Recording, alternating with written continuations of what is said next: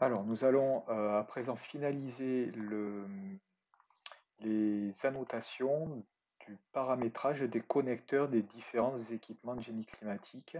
Et donc là, on va aller sur la CTA et poursuivre la même démarche. Donc ici, on n'a plus besoin de la double flux, on peut fermer cette vue-là. Et on va récupérer ici les étiquettes. CTRL-C, CTRL-V, et on va en reproduire un petit peu la même démarche qu'on avait pu faire. Alors le soufflage, il est plutôt par là. CTRL-C, CTRL-V. Alors je vais volontairement reprendre les mêmes étiquettes que celles qu'il y avait sur la double flux pour voir les éventuelles ressemblances, écarts que l'on va pouvoir constater. Et du coup, on va prendre cette étiquette-là, la touche CTRL pour sélectionner les deux en un seul coup, CTRL-C, CTRL-V, et on va essayer de positionner tout le monde à peu près à ce niveau-là.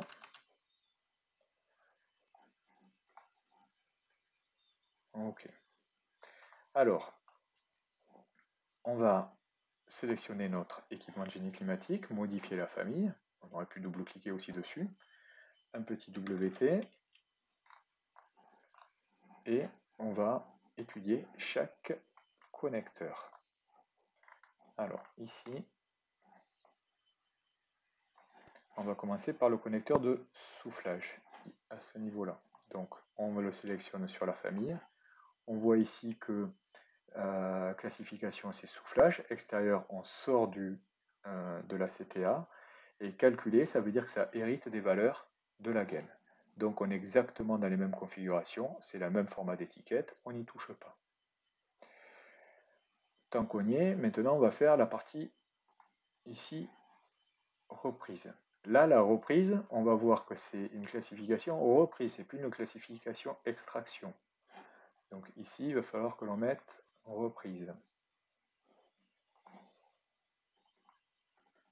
Donc ici, c'est une reprise d'air, ce qui explique cette couleur rose. Et après, le reste du connecteur, si on vient le sélectionner sur la famille, on voit bien qu'on est en reprise, intérieur et calculé. Intérieur, ça veut dire que le flux d'air rentre dans la CTA, et calculé, ça veut dire ici que c'est fixé par la gaine, c'est-à-dire c'est la bouche de reprise qui fixe, ici on a 846 qui fixe le débit qui rentre. Qu'est-ce qui se passe maintenant pour la partie R9 et la partie extraction? Et ici, à ce niveau-là, la quantité d'air9 n'est pas forcément égale à la quantité d'air soufflé. Il peut y avoir un mélange dans la CTA, et donc on peut ici introduire que 200, comme c'est le cas actuellement. On introduit 200. On a 846 qui est repris. Donc ça veut dire qu'il y a à ce niveau-là 646 qui vont se mélanger avec les 200 pour former les 846. Et du coup, il y aura 200 qui seront rejetés. Donc il y a bien un mélange à ce niveau-là. On n'est pas obligé ici d'avoir la même valeur 200 et 846. Alors comment est-ce que ça se traduit ici sur notre objet? Nous, ça a été paramétré. Si on prend le connecteur qui correspond à l'air 9, on voit qu'ici la valeur est considérée comme étant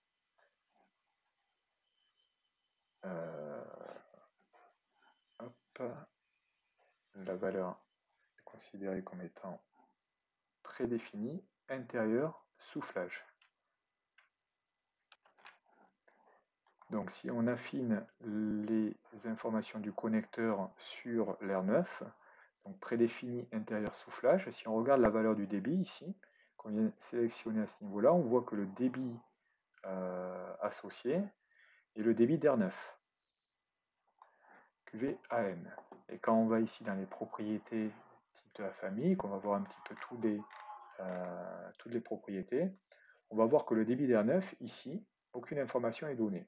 C'est-à-dire que ici, ça va être un paramètre d'occurrence qui va être remonté par la famille et que l'opérateur va pouvoir paramétrer au sein de son projet Revit, de son fichier RVT. Donc ça sera bien une valeur prédéfinie quand on sélectionnera l'objet. Là, si je viens ici, on va voir, je sélectionne mon objet, je suis au sein du projet. Quand je sélectionne mon objet, je dois voir apparaître ici le débit d'R9. Et c'est ici, à ce niveau-là, que l'opérateur va pouvoir saisir la valeur prédéfinie.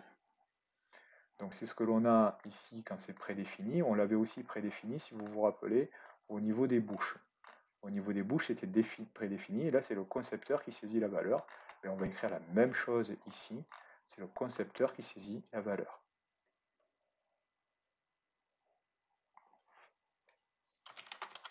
Le concepteur saisit la valeur. Et donc, maintenant, qu'est-ce qui se passe sur l'aire ici rejeté? L'aire rejeté, on voit quand on sélectionne notre objet, ici, que l'aire rejeté apparaît en grisé, ça veut dire qu'il n'est pas possible pour le concepteur de la saisir. Le calcul est fait en fait de façon automatique au sein de la famille.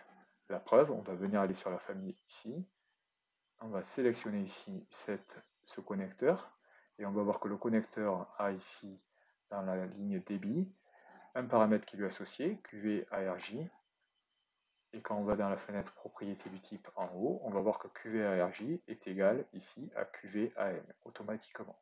Donc on n'a pas besoin de le ressaisir, c'est calculé automatiquement. Donc ici, c'est normal que l'on ait bien comme information prédéfinie, le calcul à l'intérieur se fait QV-ARJ, mais attention, ici, c'est pas égal à QV-AR, et c'est là le distinguo, c'est égal à QV à N. Extérieur et extraction d'air, ça par contre, ça ne change pas. Donc voilà ici la petite nuance concernant cet objet-là. Voilà donc à présent trois types d'équipements de génie climatique, simple flux, double flux et CTA, les trois traditionnels qui sont correctement paramétrés, qui vont nous permettre de vérifier que tous nos débits ici se propagent correctement à travers les équipements de génie climatique. Ainsi, on pourra faire tous nos calculs de perte de charge ou de somme de débit correctement.